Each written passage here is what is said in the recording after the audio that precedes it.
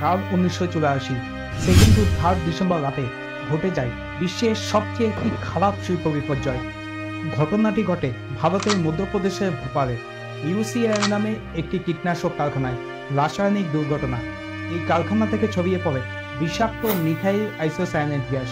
এই বিষাক্ত গ্যাস এতটাই এফেক্ট করে যে আনুমানিক 2 সপ্তাহের মধ্যে 8,000 জন ও এই গ্যাস সম্পর্কিত কারণে আরও 8,000, মোট 16,000 মানুষ মারা যায়।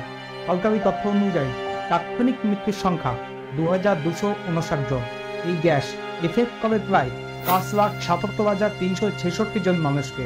এই ভিডিওটি থেকে জানবো ঘটনার শুরু কোথা থেকে, ঘটনা ঘটেছিল তখন, এর জন্য দায়ীকে, কতটা ক্ষতি করেছিল। তাই ভিডিওটি শেষ পর্যন্ত দেখুন আর চ্যানেলটিকে সাবস্ক্রাইব করতে ভুলবেন না। 1970 আমেরিকাতে ইউনিয়ন কার্বাইড কর্পোরেশন নামে একটি কেমিক্যাল কোম্পানি প্রতিষ্ঠিত হয়। সেই কোম্পানি 1934 সালে ভারতের ভোপালে ইউসিআইএল নামে একটি কেমিক্যাল কারখানা প্রতিষ্ঠা করে। তখনকার দিনে ভারতের সবচেয়ে বড় কোম্পানিগুলির মধ্যে 21তম স্থানে ছিল এই কোম্পানি। এই কোম্পানি 49.1% শেয়ার ছিল সরকার ও ভারতীয় বিনিয়োগকারীদের কাছে, বাকি 50.9% শেয়ার ছিল কোম্পানির কাছে। এই কারখানা থেকে ব্যাটারি, কার্বন, প্লাস্টিক, রাসায়নিক কীটনাশক উৎপাদন করা হতো। এইসব কীটনাশক বা পণ্য উৎপাদনের জন্য প্রয়োজন হতো এমআইসি অর্থাৎ মিথাইল আইসোসায়ানেট গ্যাস। প্রথমে এই গ্যাস আমদানি করা হলেও খরচ সাশ্রয়ের উদ্দেশ্যে ভোপালের এই কারখানা থেকে উৎপাদন শুরু হয়।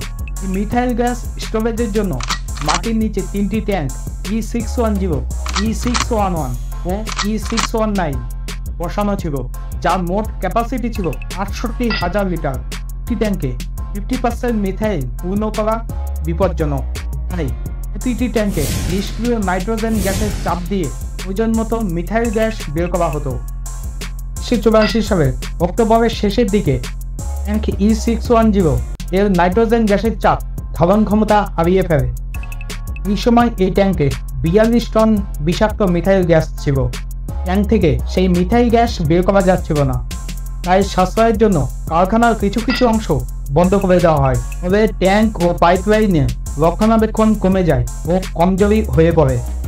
1 ডিসেম্বর ট্যাঙ্কে আবার নাইট্রোজেন গ্যাসের চাপ দেওয়ার চেষ্টা করা হচ্ছিল, কিন্তু তা ব্যর্থ হয়। তবে 42 টন মিথাইল গ্যাস সেই ট্যাঙ্কেই ছিল। 2 ডিসেম্বর রাতে E610 ট্যাঙ্কে একটি পাইপ দিয়ে জল প্রবেশ করেছিল। জল প্রবেশের ফলে একটি প্রতিক্রিয়া দেখা যায়, ট্যাঙ্কের চাপও বাড়ছিল। রাত 10:30টায় এই চাপ 2 PSI পর্যন্ত ছিল, যা বিপদের নামমাত্র। এখন কোম্পানির কর্মচারীদের চা বিরতির সময় হয়, তারা চা বিরতিতে চলে যায়। রাত 11টায় সেই চাপ 3 PSI পর্যন্ত পৌঁছায়। রাত 11:30টায় কিছু কর্মী গ্যাসের প্রতিক্রিয়া যেমন কাশি, চোখ জ্বালা, শ্বাসকষ্ট অনুভব করে। তখন তারা কোথা থেকে লিক হচ্ছে সেটি খোঁজা শুরু করে। বিরতির সময়ও এটি নিয়ে আলোচনা করা হয় এবং 12টা 15-এর সময় সমস্যার সমাধানের সিদ্ধান্ত নেওয়া হয়। কর্মীদেরকে নির্দেশ দেওয়া হয় যে লিক খোঁজা যেন তারা চালিয়ে যায়।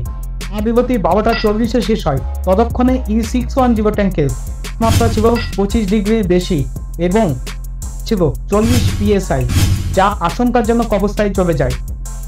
একজন কর্মচারী তখন ওই ট্যাঙ্কের উপরে কংক্রিটের স্ল্যাব চেক করছিলেন। তখন একটি এমার্জেন্সি ভালভ ফেটে যায়। তখন ওই ট্যাঙ্কের চাপ 55 PSI পর্যন্ত পৌঁছাতে পারে। ভালভ ফেটে যাওয়ার ফলে বায়ুমণ্ডলে আরও বেশি মিথাইল গ্যাস বেরোতে থাকে ও মিশতে থাকে। চ্যানেলটিকে সাবস্ক্রাইব করুন, লাইক, কমেন্ট ও শেয়ার করতে ভুলবেন না।